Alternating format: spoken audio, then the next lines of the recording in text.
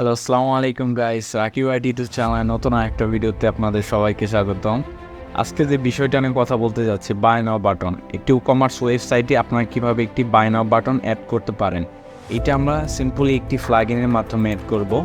প্লাগইনটার নাম হলো buy now button for WooCommerce. আপনারা এই প্লাগইনটার মাধ্যমে একদম সহজে বাই নাও বাটনটা অ্যাড করতে পারবেন। তার জন্য সর্বপ্রথম আপনাদের ওয়ার্ডপ্রেস ড্যাশবোর্ডটা লগ ইন করে নেবেন। তার প্লাগইন থেকে অ্যাড নিউয়ে ক্লিক করবেন।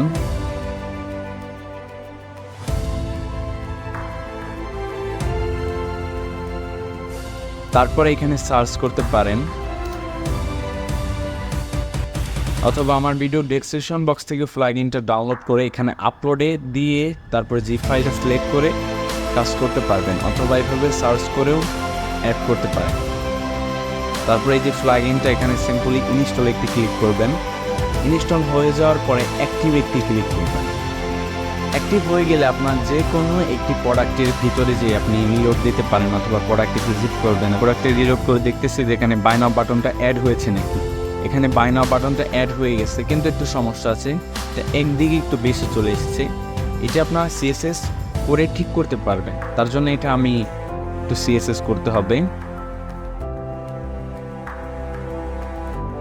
এখানে আমাদের মার্জিন দিতে হবে, মার্জিন লেফট দিতে হবে। মার্জিন লেফট আমরা 70 পিক্সেল দিয়ে দিলাম। দেখতে পারতেছেন যে আমাদের বাটনটা সিম্পলি ঠিক হয়ে গেছে, যে জায়গায় তার থাকার কথা ছিল সেখানে চলে এসেছে। এখন আমরা এই বাটনটা সিএসএসটা করে সেভ করব। তার জন্য এখানে কাস্টমাইজিং এখানে একটি ক্লিক করে দেবেন, অথবা নিউ ট্যাবে নিয়ে আসবেন।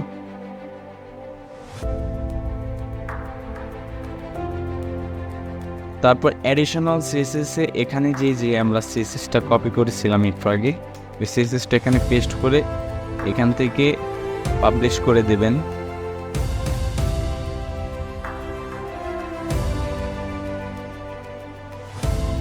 তারপর আবার রিলোড করবেন।